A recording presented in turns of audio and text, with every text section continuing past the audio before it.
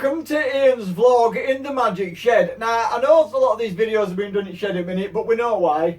And if you don't know why, it's because Lulu's not very well, so I want me to look after Lulu. But I'm not going to let it all go stagnant. So what I'm going to do is we're going to play with whistles today, alright?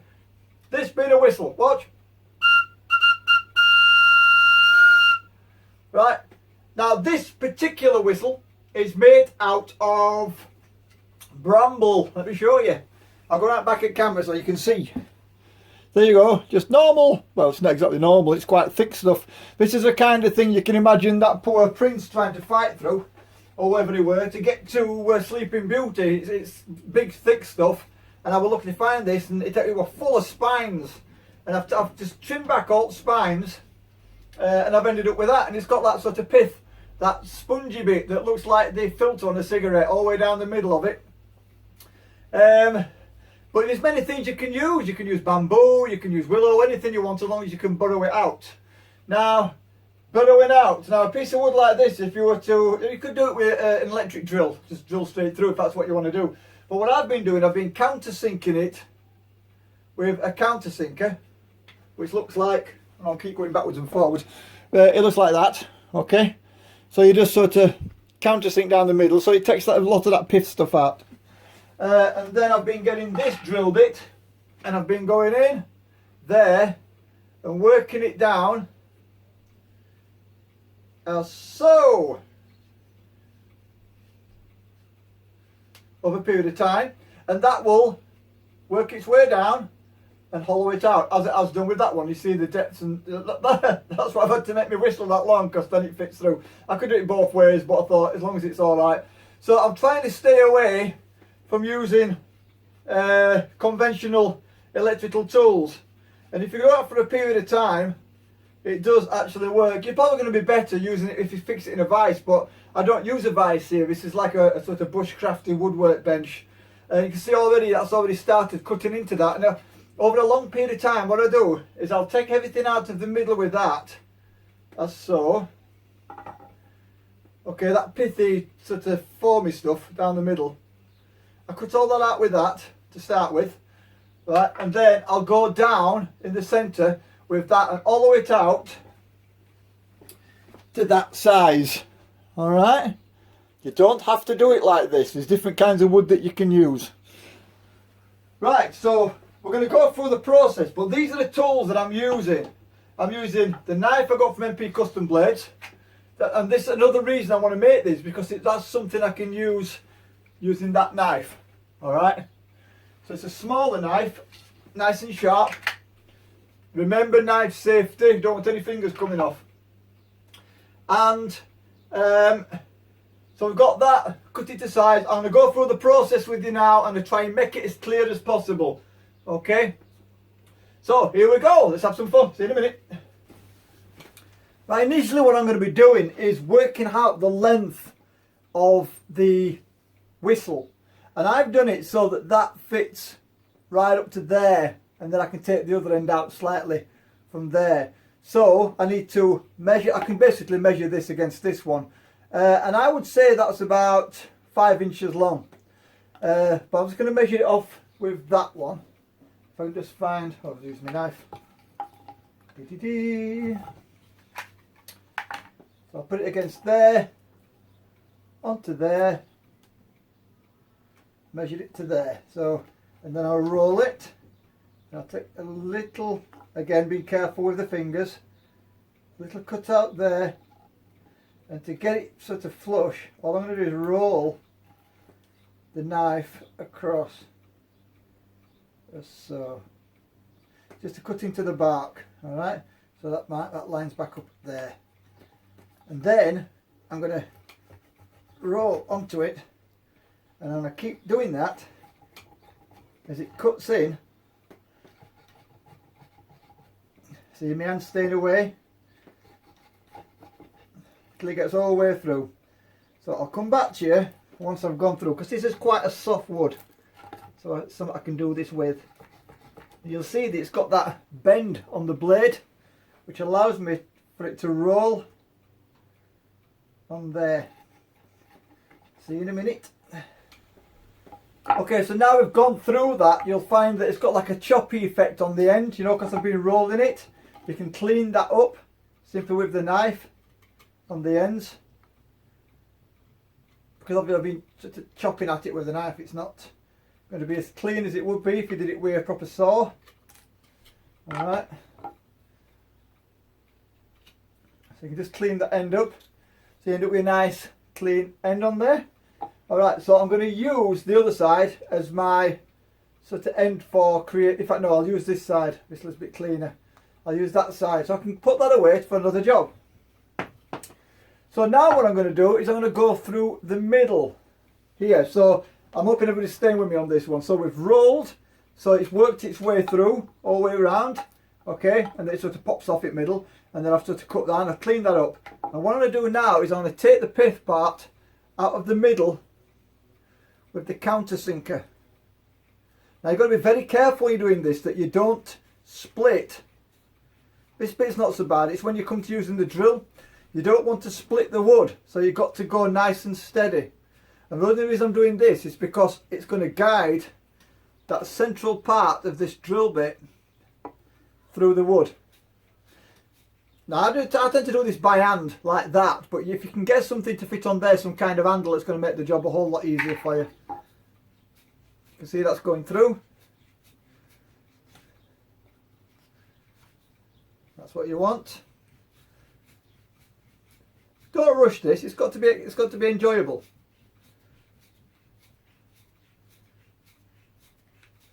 So that's going through there. Here we go. So you see that coming out the other end. Okay. Do you want to pull that back out again? So that's this guideline that goes all the way through. And from there, I place the centre of that into there, if that's what you want to do. I'm going to go all the way through to the other side. I tend to find that that's an easier way of doing it, because then you get all the emphasis down into the wood. Alright guys, I'm going to get through that. See, started digging already. Already started to cut into there, and it's cutting into there. So I'll see you in a minute, we'll go through there. Now that part of the process can take quite a long time, and it can be a bit demoralising, because once you start getting further into the wood, you create more friction. So yeah, that part of it is a bit of a pain, in honesty. But stick at it, you'll get through it. As so. So I'm going to clean the centre of that out for now, and I'll come back to you in a minute. Right, sorry about the delay. To clean the centre of this wood out, what I normally do is I'll get some sandpaper and roll it really tightly. As so.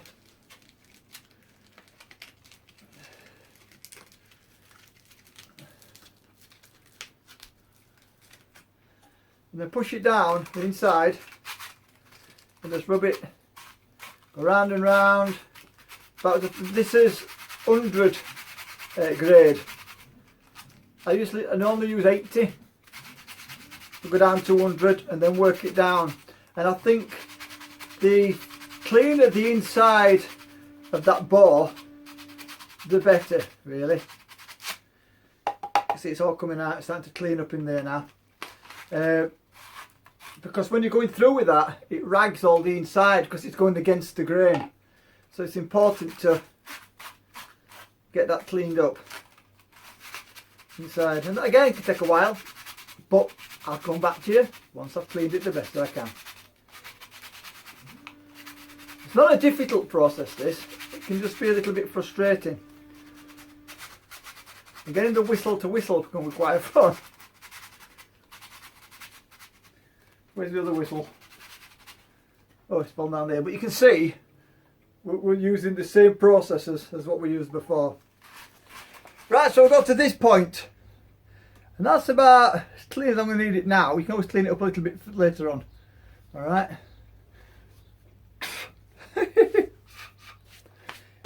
John Cape's got a blog called Long Gone. And if you look on YouTube, on internet for Long Gone, it should bring it up. But I will link it underneath this video because it's John's video which guided me to been able to do this. So now the next bit I need to do is to create that bit, and I'm going to go from the top just there. You see it's a bit thinner just there. I'm going to go from the top on this occasion. I went from the bottom last time, but found that V had to be a little bit deep, and you'll see he says on his blog that it needs to be like a smiling face. So all I'm going to do is I'm going to use again this knife, again knife safety. If I know, I'm going to go from the top, I think, because that top bit there might be a little bit, I'm not sure. Yeah, I'm going to go from the top. No, I'm not. I'm going to go from bottom. I'm going to go from there. I'm going to go through the thin bit. So what I need to do is I'm going to cut into it at a 45-degree angle, cutting away from myself, no fingers in front. All right, let's just bring this down here a little bit so you can see. So I'm looking at it there, so I need to centralise that. So I'm going to make a little mark, just I can see where it is. So I'm going to, and it needs to be about 2 centimetres distance. So I'm looking at about there. So I'm going to make that, and I'm going to make that first incision just there, being very careful that I don't crush it. Okay, so I can see where that is. Then I'm going to cut up to that at a 45-degree angle. Now this is going to be a steady process.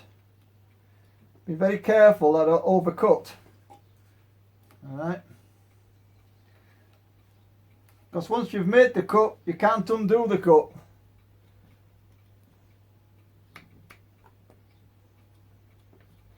And what I'm doing is I'm producing the reed effect.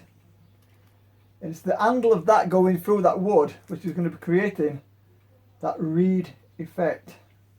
This is something you can do with your kids if you go out into the woods. It's the kind of thing you can make for your kids. I'm just checking the distance.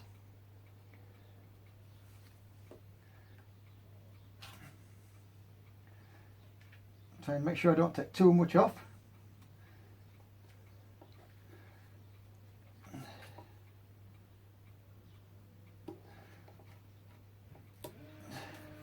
So you can see what I'm getting at, and I'll come back to you in a minute when I've got that cut into place. Alright, so now you can see we've got that little smiley, where are we? Little smiley face that's in there, and I can clean all that up in a bit because I don't want them little feathery bits in there. So I'm going to try and very carefully trim them out, because you don't want to take the fineness off that lip just there.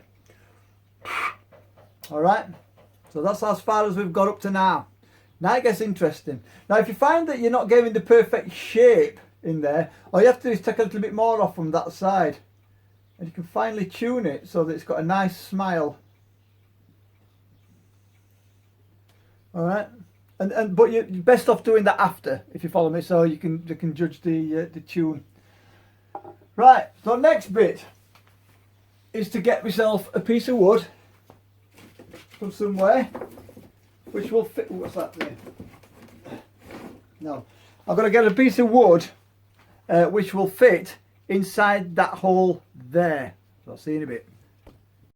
But I'll tell you what I've been using. Sorry about the light, I can't do all about it. I've been using, these are the old drills I used to use for me. You can see it's burnt from my bow drill. And you'll see that they fit in. And all I've got to do is to trim them down, take it down to a point where I know it's going to fit. Mark it on the inside there, all right, and mark it on the outside, and trim that up to size. Then when I push that in, it'll plug up into that, it'll come flush with that point there. I'm trying to make this as detailed as I can, because it's not worse than watching somebody doing one of these videos and they're missing things out. All right, so I'm trying to make it as simple, but to hit every single point. All right, so there you go. If you see a three-dimensional picture of where we are at the moment. So these, I mean, all you got to do is get a piece of wood and cut it down to size. Yeah, but I've already got these old drills available, so that's what I'm going to do. So now I've trimmed that off. All I'm going to do, I've trimmed it off the end. All I'm going to do is cut that back and then keep testing it against the hole, making sure that that's a nice circle. Again, cutting away from myself, working at an angle. So I'll start at that end of the blade and then slice away. A lot of people lock in and they can pull the wood towards themselves. That's another great idea. I've just got so used to doing that now that I tend to do that, but really you should lock your arm in, okay, and then pull the wood towards you so you're not actually taking the knife anywhere. So by showing you to do it the way I do it, I'm actually telling you to do it wrong. I do apologise, but I think everybody just gets their own method of doing things.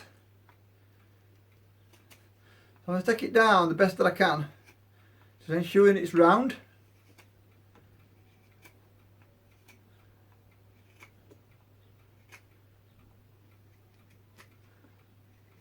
Again, you could just find another stick that fits. It just might, if you're out and about, you might just find a stick that just happens to fit. See, so we're going in there now. That's starting to fit into there. That's a bit more off the edge.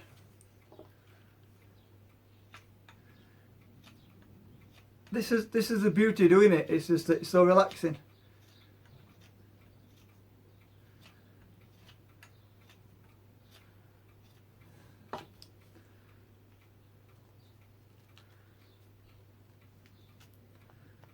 Get this to fit in there so it's nice and oh, there we go.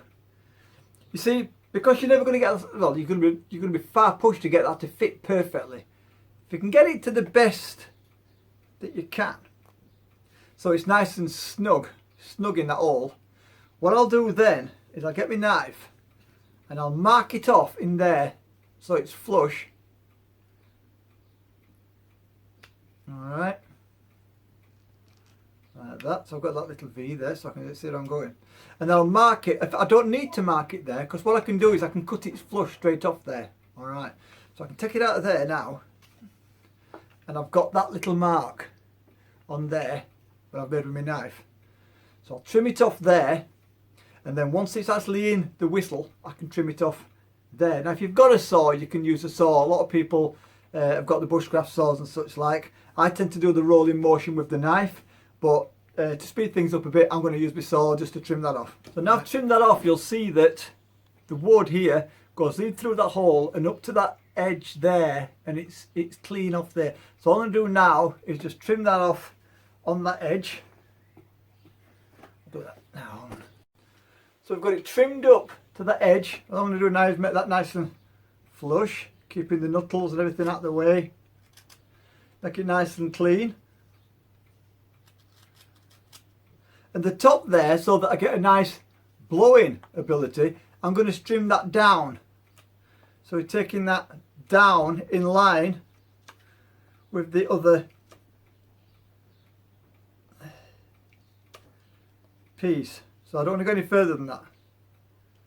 That's it. So I can just get my lip on the top there. Alright, so I'll just tidy that up. There we go. And what I'm going to do now is I'm going to get this and tap that back out. Alright. Before it comes out totally, I'm going to find something just to mark the top so I can see which is the top and which is the bottom. Alright. Oh, sorry. And then that what I'm going to do now is on the top bit there, I'm just going to mark a little line.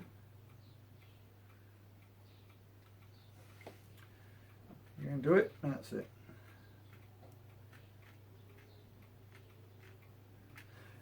Like that.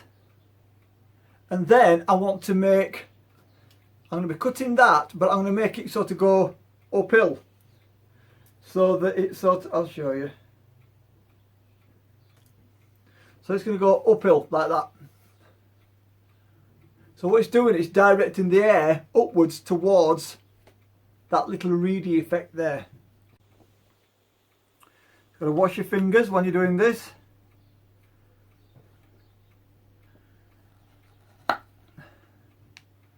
Make sure I've got the right bit.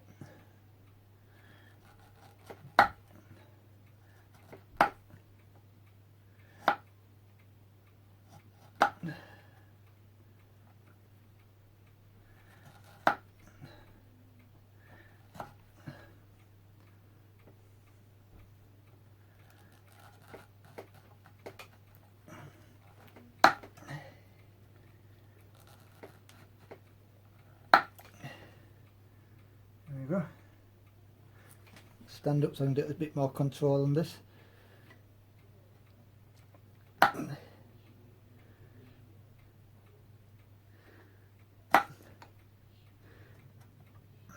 Hard wood this, hasn't it? Looks. I think it's willow, if I'm going to be totally honest. I think it is. It seems a bit hard for willow though. Okay, so you end up with, let's come back up again. So you end up with that effect. So you're going down an angle, alright? So I get this whistle again, alright? And I pop that in there, ensuring that up is up, so to speak. And I tap it away. See what happens? Right, so I've got some work to do there because it's not giving me the whistle yet. But it will do. So all I'm going to do is I'm going to finally tune that till I get it to whistle to me. Okay, so we've got to that bit. You can see that's now been tapped in place. A little bit of a gap round there, but that's no problem. Alright. Diddly diddly dee. Was a bit of fine tuning. But there you can see we now have two whistles. You got that one wants a bit of tuning. Other than that, we're all good. I'm going to tap it in a little bit further. There you go. Job's a good one. Because it's the same length and it's the same bore, the same distance and the same size of hole, you got the same note. Ha ha ha! Top marks. I'm gonna level that off slightly to clean that up, so that the top lip fits it a little bit nicer. Other than that, that's my whistle. And what I do then to preserve it, to make sure it stays in good condition, is I'd get Danish oil. If anybody's interested in using Danish oil, it's that stuff, and all it does is puts a protective coating around it, and it's alright to use on things that you're eating with and all, which is good. There you go. I'm going to get me sandpaper now and clean up all those edges, make it look pretty. And that's another whistle, and there's a chance, let me knock that up a little bit. There's a chance that I can possibly make some of these and put them with the spoons. So when I'm doing my wild camps, you get a spoon and a whistle. Brilliant. I'm keeping that one, that's my best one. That's nice and clear. But I think a problem there is that's been really well bored out there and it's been finely sanded. So I'm going to sand that. Let's see if it makes any difference. See in a minute. Okay, so to just clarify what we've just done, we've taken some of this, we've cut it down to size, we've took that little foamy bit, the little bit in the middle, out with the countersink. I then manually drilled the size that I wanted down the middle there. Oh sorry, after I'd cut it to size, sorry. And then we ended up with a polo, basically, a piece of stick with a hole in it. I then cut a 90-degree angle slot down and a 45-degree angle slot across. Alright. Then I put a piece of wood, cut it out, a bit of doweling that you make yourself. I cut it down to size so the bore would fit inside. Alright. Then I trimmed the top of the bore off, of this wood off, so it allowed for a small slot to blow in onto the reedy effect on the inside of there. I've also sanded out the inside of the wood. So what you end up with, I've just put a bit of Danish oil on this. You end up with is that. Alright, 90 degrees, 45 degrees, cut it off, dowel inside, top bit cut open, sanded out the best that I can. And over a period of time you have to sort of finely attune the pitch of that inside there, and you can do that by changing the angle very slightly, so you create a more of a reed there, and by looking at the gap, and it's all trial and error. I think I've got it sussed now, because now it goes Alright, so we've got 2 of these that I'm using on future camps when people come with me. So there you go. Thank you very much, John Cape, for giving me information on how to do that. And in future, I'll be looking towards creating a longer one, which will hopefully give me the ability to play a few tunes, even if it's only 3 or 4 notes. It don't matter. And I know there's a way of doing that by measuring the length of the pipe, and then working out in thirds and all sorts of stuff, and the different size bore of the holes and all that kind of stuff, so you can actually get a tune out of them like a recorder. But we'll have to see. I don't know if I get round to it, but I'm going to try. Thank you very much for watching the video. Isn't it wonderful? They're the same length and exactly the same things have come out with exactly the same note. I'm well impressed. Oh, they're lovely little things. Brilliant stuff. And I think what I'll do is I'll put a very, very fine drill hole straight through the sort of mouth end, and I'll put a piece of paracord, or even at this end somewhere, so I can put a piece of paracord around. I can have it actually around my neck, or I can hang it on my bag or whatever, so I don't get lost. But yeah, brilliant. I hope you've enjoyed this. If you have, please like, share and subscribe. And I'll come back to you again soon with some amazingness from Ian's vlog. See you now for now from Ian's vlog in the Magic Shed. Bye.